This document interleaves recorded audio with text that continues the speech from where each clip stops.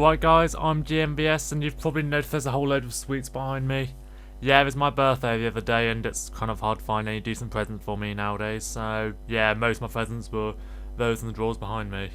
Anyway, this video is on like Plant vs Zombies 2 minigames. I mean, they're not really called minigames, they're more called brain blasting this, but I've decided to include the objective ones as well. So I'll pretty much just show you what I mean there. Also, there are two that you might think should be counted as brain busters, but I've not counted them here. First of all, Vase Breaker, because it's not like a real level, it's more of a separate game mode. And two, those Lost City ones with the trap tiles and stuff. I don't think they're recognised as an actual brain buster. I think it's just more of a extra challenge in a level. I say challenged, I'm pretty sure all the trap tile ones are easy as p***s. So here they all are. Since Plant vs Zombies 2 doesn't have these kind of pictures or icons you can use like Plant vs Zombies 1 does, I've had to like just create these text ones. So I've got light blue for the objectives, light green for the weird brain buster ones, and I put mommy memory here just because I think people would complain if I forgot it, and because, you know, it's got a legacy, you know. And I put that in purple just to distinguish it from the rest. The tiers are the same as last time. Alright, let's just go with this. I think this one's pretty self-explanatory, and there's not that many to get through, so we can probably rattle through this. First up, we have Cannons Away, which is kind of like the oldest one that still exists in the game. This is that one we have to shoot all the seagulls, and I think it gives you loads of coins. That's why I used to play it a lot, because I didn't have many coins back then, so I just play that over and over again to farm coins from it. Quite easy. It's a nice relief from some of the tricky levels there for beginners. I think I'm actually going to put it in the best for now. I might change my mind later on. Now we have Bold Bowling, which is, you know, Walnut Bowling, but in Plant vs Zombies 2. I do generally prefer Walnut Bowling. I don't have a problem with this. I like how you get 4 different ones instead of 3, although you don't get the lightning one enough, really. Their version of the Exploder Nuts. It is not nice to get a break from all the tricky Big Wave Beach levels though, given that, you know, Big Wave Beach, hardest world in the game. And these are like by far the easiest levels in it. But yeah, I think pretty good's fair enough for this one. Now we have Dark Alchemy, which to be honest I didn't even know it was called that until making this. But it's basically the Dark Age level where you've got potions that boost zombies. Never really been a fan of them, to be honest. I think they work quite well in Arena, but as levels, we're chucking it in there. Get to the first objective one now. The Don't Let the Zombies Trample the Flowers. Yeah. I mean, it's hard to really rank these objective ones as being fun or anything, given that they're completely different. They're just made to make the game harder. They're made to be frustrating. Kill 30 zombies in 20 seconds while not letting zombies trample the flowers and drinking water upside down while singing Bohemian Rhapsody all the way through. But I'm going to try and do it anyway. These ones, I hate them, to be honest. I mean, surely everyone does one. I remember that one Pirate Seas level, I think it was level 15 in it, where it was like really hard. They did eventually patch it so the flowers were back a bit, and it is quite fun in times when the flowers are actually in the middle of tiles rather than between them, because you can just cheese them by putting spike weeds in them. But that doesn't happen often enough. And while this has gone easier every time thanks to more defensive plants, like the Infinite's Plant Food and the Primal Walnut, which you can use quite easily, I think I'll put it in there. Now we have the Lost minigame, Mommy Memory. Unless you play the Chinese version, apparently, because it's still in there. I did make a big fuss about this being cut from the game, and I think my hardest zombies video, but honestly it wasn't that good. It's quite a nice concept, but it was a bit weird and stuff. Meryl decent is what I'm thinking. Probably meh.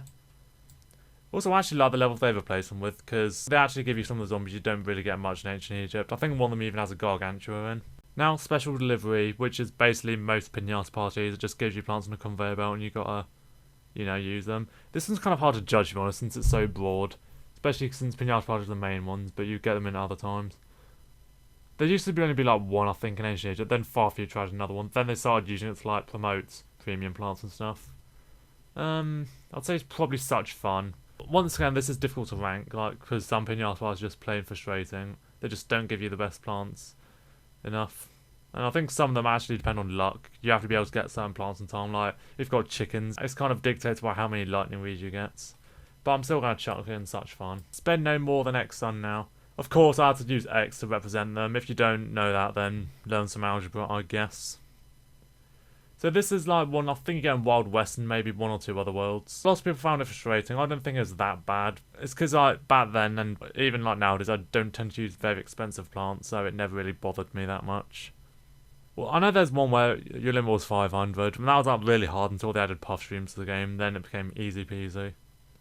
I'm actually going to put in decent enough. Now we have Begooled. Unlike what they did to Vase Breaker, I actually really like Begooled on the second game. I think it's even better. Sure, it's a bit too easy at times due to plant food and stuff, But I really like the old upgrade plant system. You never know what's going to come next around the corner. Sure, it's a bit annoying at times when they want you to upgrade a laser beam into a lightning reed. But I think they did well on this, and they had some really cool epic quests with them too. I think that stopped here. Now we have Last Stand. I spoke all about this one in my Plant vs Zombies 1 list, and now I'm not a fan of it. I mean, there are like ups and downs on this game. First of all, there are some ups. You can use Shovel Perk to like get back some sun. Although you don't like get extra sun in between levels on this, it's just one at a time. The plant food system is a bit weird. It used to be limited, then you start just getting them from zombies like you did before. I mean, there's a good chance to like try out new strategies. I think I'll put in decent enough like I did in the other one. Also, I mean, if you don't like it, you gotta get used to it if you want to play Arena, so... Yep, decent enough you go. Ah yes, Produce Release X Sun. This one I actually really like. I think it's quite interesting to like just spam sun producers everywhere because I don't tend to do that normally. Yeah, I've had quite a lot of fun with this one before. I don't like it when like it limits your plant space as well, like in a couple of far future levels, so you pretty much have to rely on power tiles and stuff. But I don't know, I actually really enjoy this. I don't think it's quite best tier, but I think it's going to be such fun. Now we have Never Have More Than X Plants. I can't remember if this is the first or second one you get. It's either that or mold colonies. I always like mention this in my rank videos because like, oh, this is a good chance to use 3p to blah blah blah. Honestly, I would like this a lot better if they patch it so it just forbid you to plant anymore. I can't remember if it's like that. I don't know if that applies to like spending sun as well. Meh. Now Locked and Loaded, which is just the basic one where the plants are given to you. Usually I enjoy these just because, you know, I'm lazy and I don't want to have to like waste time trying to pick plants to use. They're ones that are given to you, so it's always going to be possible to complete the level. There are some particularly annoying ones though, like that one part of the season where you're not given sun producers. And that Wild West one where you've got chickens and you've not got really any good plants to count them besides the bloomerang. Oh yeah, and that one Jurassic Marsh level in the expansion pack where you've got like split peas, torchwood and stuff. Probably the hardest level in the game, that is, in the Wild West second boss. The first part of the season, I used to play all the time just so I could use Cherry Bomb because I didn't have it yet. Yeah, I think Such Fun is fair enough. Another one that I'd say is Such Fun is Sun Bombs. I really don't play these enough. I like the concept. You can either wait for them to fall or detonate them to take out zombies.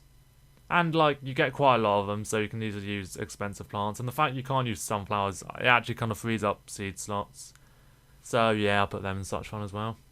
Now we have Don't Lose More Than X Plants. Yeah, probably my most hated of the objective ones.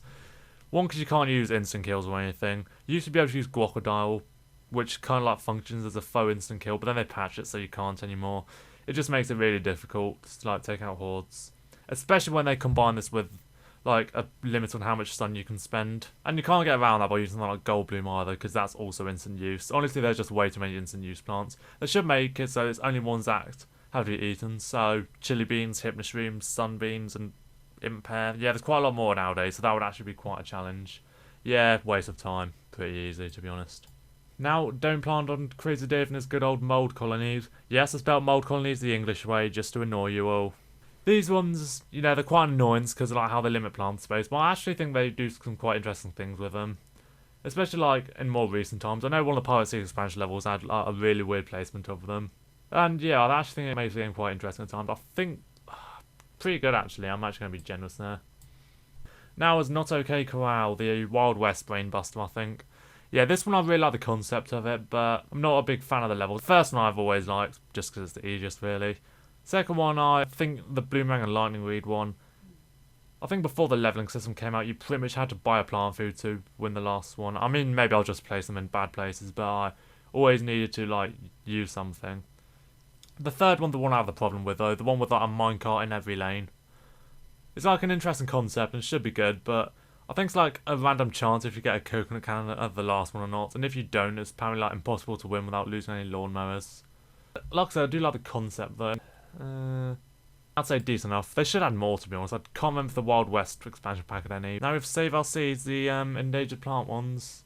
Oh man, always been a mixed bag. Some of these are actually quite fun, but others, hell no. Especially one where you gotta save spring beans, and the parrots always target them first. I swear down.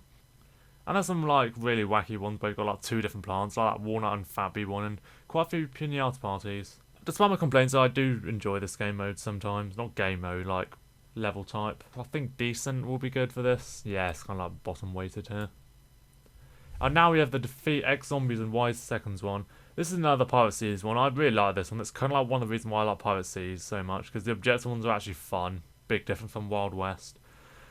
The thing is, though, I'm never really like focused on the quest. I'm just focused on actually completing the level, because I usually just get this by accident. But I do kind of like how, like, you're just fighting off the last wave, like, oh, I got the quest all of a sudden. So, it's pretty good as such fun. I don't think it's as fun as Produce Sun, so I'll put it in pretty good. Wow, the objective ones were a lot higher than I thought they'd be. Anyway, that's it for this tier list. Let me know your thoughts on the list. Suggest more tier lists for me to do. I'm GMVS. Thanks for watching. Bye.